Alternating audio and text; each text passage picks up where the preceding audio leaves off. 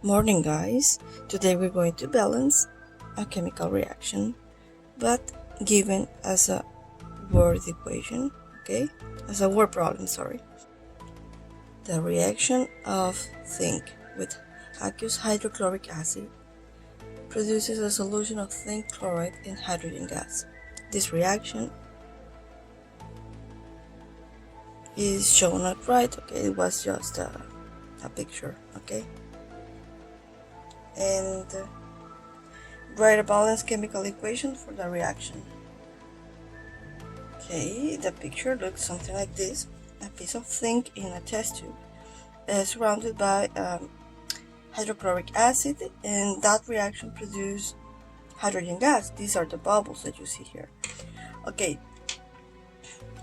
write a balanced chemical equation for the reaction. You know that when we have a word problem, we need to write the word equation, so we need to identify the reactants and the products. So we're going to write the word equation, okay? I'm gonna write it here. So for this, I really need to highlight a few things. So we have zinc with aqueous hydrochloric acid. These are my two reactants. Okay, producers, remember that we replace by the arrow a solution of zinc chloride and hydrogen gas. Remember that N is a plus symbol, so that's what we're gonna do. We're going to write the equation for that. So we have zinc. Is it diatomic? You know it's not, so it doesn't have a 2 as a substrate. Plus hydrochloric acid, that is HCl. Remember that when the acid begins with hydro, means a binary acid. All acids have hydrogen, and because we're talking about chloric, we mean chlorine. Okay, this produces a solution of zinc chloride. Remember that zinc has 2 valence electrons, so you interchange the charge to chlorine, and chloride has -1, so you don't need to move it. Plus hydrogen gas. Remember that hydrogen, it's a diatomic molecule, so you have to put 2 as a substrate. Now we need to indicate the state, the physical state. Okay, zinc is a metal that is a solid. Hydrochloric acid, it said it is aqueous, so you need to indicate AQ. A solution is a mixture, okay? So this mixture is going to be an aqueous solution, and hydrogen gas is going to be, well, as specified, a gas. Well, actually, this is not the word equation, this is the skeleton equation. The word equation is, I really don't need it now, but I can write it to you. Zinc plus hydrochloric acid produces zinc chloride. Where did I get the AQ? Because the word solution tells me that this is aqueous solution. And hydrogen gas. Word equation. And this is the skeleton equation.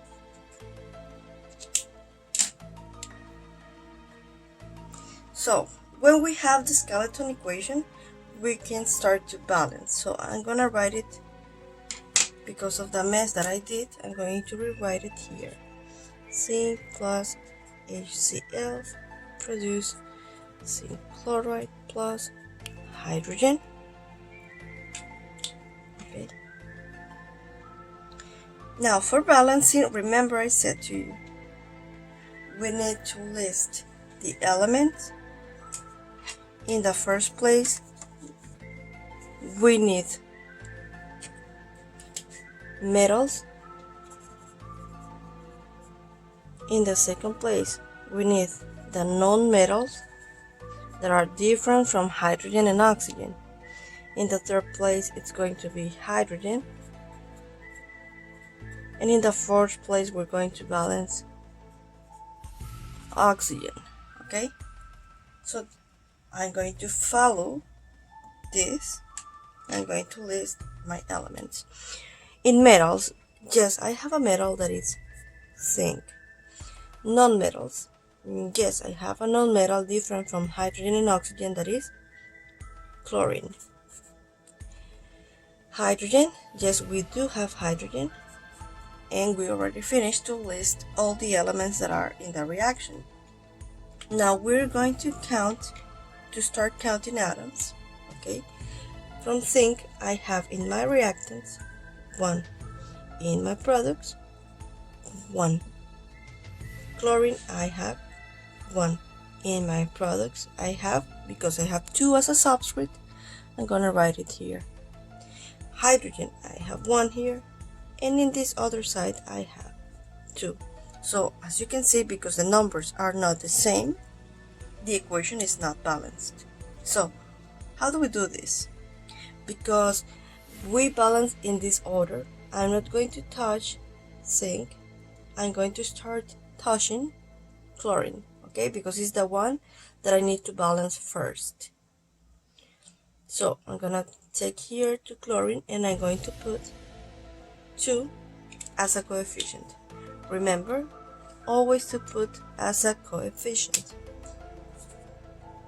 So now I don't have 1 chlorine, I have 2, and I don't have 1 hydrogen, because these 2 multiplies hydrogen but also chlorine. Okay, so now I'm gonna have 2 hydrogens, and now all the numbers are the same: 1 zinc, 2 chlorines, and 2 hydrogens.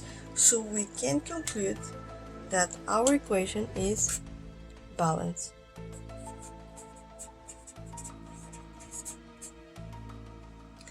We're gonna do another example. Okay, solid aluminum carbide reacts with water to produce methane gas and solid aluminum hydroxide. Write a balanced equation for this reaction. So we need first to identify the reactants and my products and the symbols. So we're talking about aluminum carbide. This is one of the reactants. Why? Because it says reacts with. Water is my other reactant. Now to produce, remember we use an arrow. Methane gas. Okay, if you don't know how methane is written, it's CH4. Okay. And a plus solid aluminum hydroxide. Okay, this is my other product. So I'm gonna write my word equation in the first place. Sorry, this moved a little bit.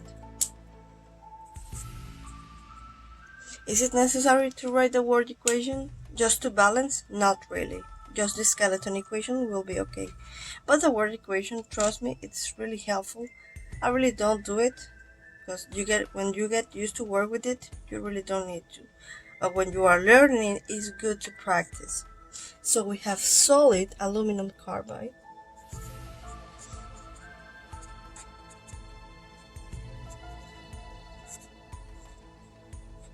plus water produce methane gas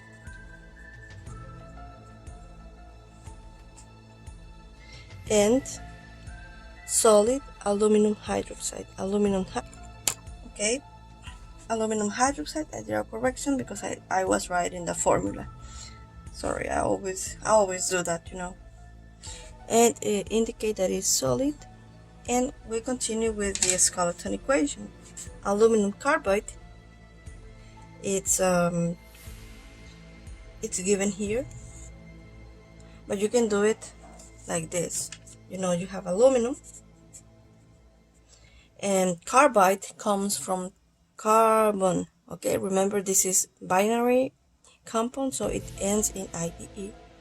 So carbon uses 4 minus as valence electrons. It can also use 2, okay, but the one that ends in IDE use 4.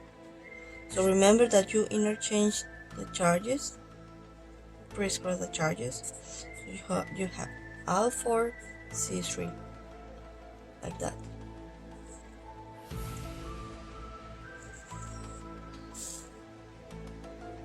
Okay, so aluminum carbide is Al4 C3. It is solid plus water, that is H2O.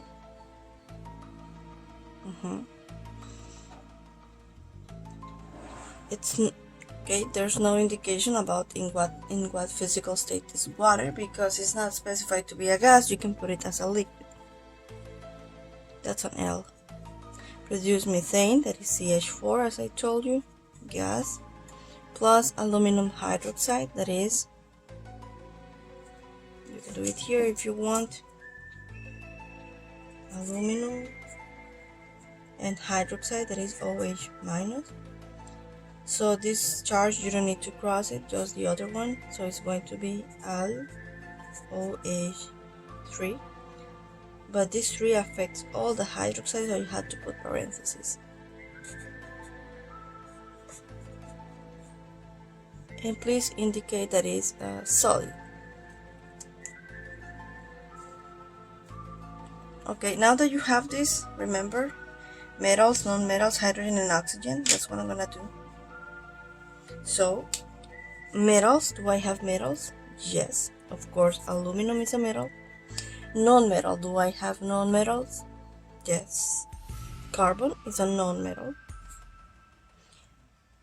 Do I have hydrogen and oxygen? Yes, I have both, so I'm going to list them in the order mentioned, okay? Hydrogen first, then oxygen. Now I will compare reactants against products.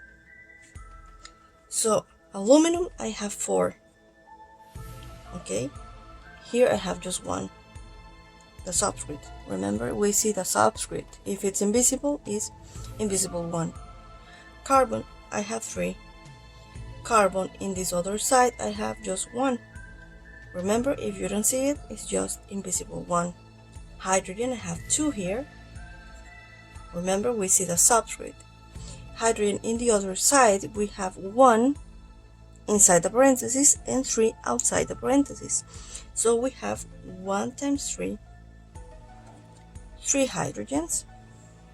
And oxygen, I have 1 here. Remember, we see the subscript, and here we have 1 inside parentheses times 3 outside the parentheses, so we have 3. As you can see, none of the number matches, so it's not balanced, of course. So we need to start by balancing in the order indicated. Okay, first aluminum, then carbon. So in order to balance aluminum, I have to multiply times 4. There's no other way to get 4 aluminums here but multiplying times 4. So what happens? Your aluminum now is 4. Yes. But everything, oxygen and hydrogen, it's going to be altered too. Okay? So now you don't have 3 hydrogens. Now you have 1 times 3 times 4. That is 12. Same happens for oxygen. Now you have 1 inside the parentheses, 3 outside the parentheses, and 4 coefficients. This gives you 12. So as you can see, still not balanced. So we continue. We finish with aluminum, so we go with carbon. I have 3 carbons here, so I need to balance here. The only number that can give me 3 carbons is actually multiplying times 3. Take a look. If I multiply times 3, I will get 3 carbons, Good. But then I have 3 times 4, I have 12 aluminums, plus 12 in the other side, I have 24. Not aluminum, those are hydrogen, sorry. Okay, so I have 3 times 4, this gives me 12 hydrogens. And here I have 1 times 3 times 4, 12. So 12 plus 12 gives me 24. These oxygens here are not altered, so as you can see, still not balanced, but aluminum and carbon are balanced. So we continue. In order to have 24 hydrogens, okay, in order to have 24 hydrogens, here I have 2. By what number do I multiply 2 in order to get 24? Yeah, I know what you're thinking. You are thinking about 12, because 12 times 2 gives me 24. And now hydrogen is balanced. But what happens with oxygen? It's been altered, okay? So we need to update the new oxygens. 12 times 1 gives me 12. Remember, 1 is the invisible one. So now we have 12 equals 12, 24 equals 24, 3 equals 3, and 4 equals 4. So we can conclude that our equation is balanced. Thank you guys for watching. I hope you understand better now about the process how to balance.